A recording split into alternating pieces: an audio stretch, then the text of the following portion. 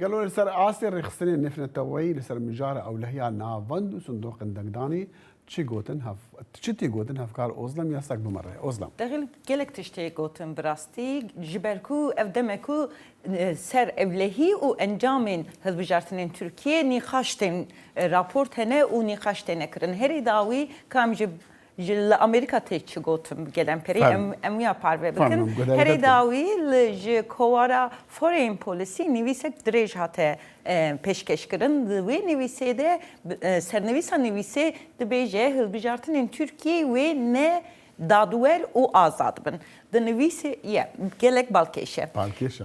Tê gotin ku di vê nivîsê de Erdogan di desthilatdariya 20 salên xwe de gelek caran hewildaye û kiriye destwerdana encam û pêvajoya hilbijartinan kiriye lê hinek caran bi ser neketiye. Lê di vê hilbijartina çardê Gulanê de jî demaku roja hilbijartinê bi nêz dibe zextu givaştinên li ser opozisyonê bi taybet jî ser hilbijerên Kurd zêde dibe. Erdogan her wiha nod û neh ji weşan û medyaya li Tirkiye ya netewî kontrol dike û wekî cihna de opozisyonê. Her wiha di nivîsê de dexil tiştek balkêş yedindin heye wekî Türkiye Erdogan binav dike û dibêje ku ihtimal û gelek fîkar hene ku teqez ev hilbijartina evê nedadwer be lê demokrasiya Türkiye xeteriyê de ye lê encam nebeliye. Ez dixwazim tiştek dibêjim dexil li ser bi taybet jî li ser parastina sandoqan wekî tu zanî me berê jî nîqaş kirbû gelek rêxistinên navneteweyî bi taybet jî rêxistina hevkarî û evlekariya yektiya Awropa agit yani jêr dibêjin. Li Türkiye hinek şopandın kırıbın çubun liqadan, şopandın kırıbın çavderi kırıbın bir partiyen siyasi o opozisyonu reji akıfibun. Uluver şunda raporek veşandın u gotun ji 26 welatin endam ye vi rexistine evi nezi çarset çavderi navneteveyi roja bere u de roja hilbijartine de çavderiye bakın her waha gelek rexistinin navneteveyi yen sivil u mafanji tevi Amerika gelek pisporen xu u çavderin xwe dişinin Türkiye ku van fîkaran di cih de bişopînin dexil.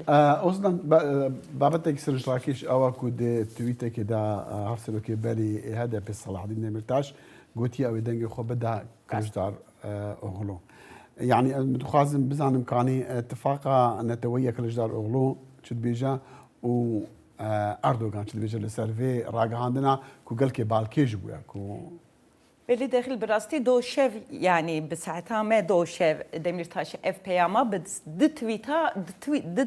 tweeta li ser Twitter'a xwe weşand û wek bangê Kılıçdaroğlu kır gotku sezdemin serokomare Türkiye ji Kılıçdaroğlu ra got û gotku xwedê rêkate vekirî bike ez ji dil bawer dikim ku tine dawî li vê dabeşkirinan nava cîvakê bînî û aştiya di nava cîvakê de ji nû ve ava bike. Her wa Kılıçdaroğlu got ku em ê ez ê dengê xwe ji bo vê yekê tine aramî û aştiyê jî bînî Tirkiye ez ê dengê xwe bidim te. Her wa di tweeta dudiya da Demirtaş veneyek weşand ku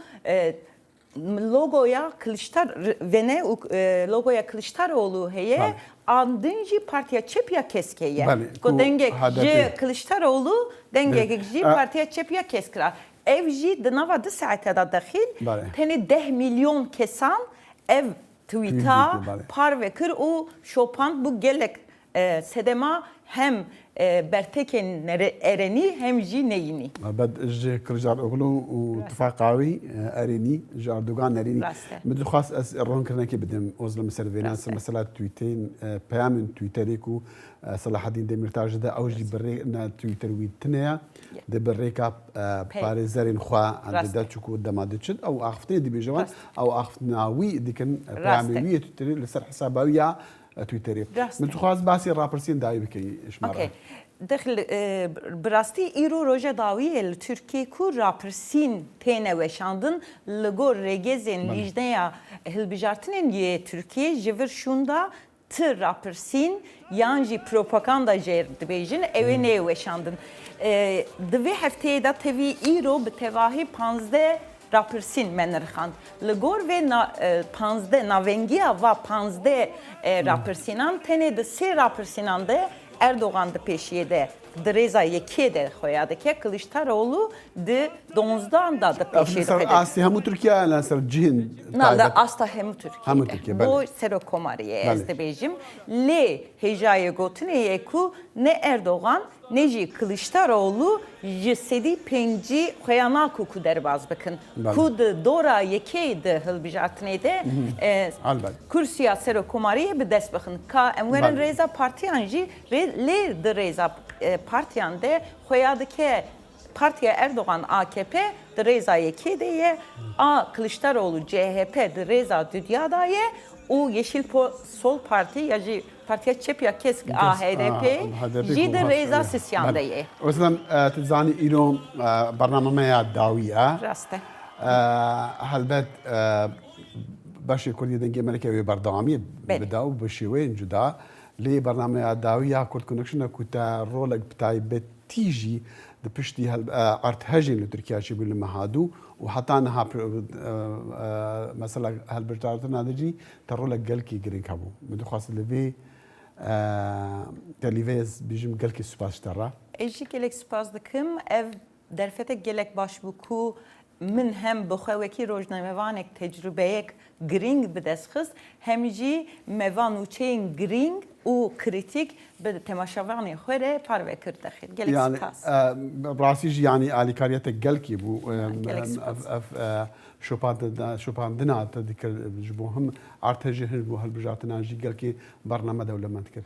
Jareke dî spas û em gelek spas dikim ji bo hemû tema bername. Gelek spas dikim.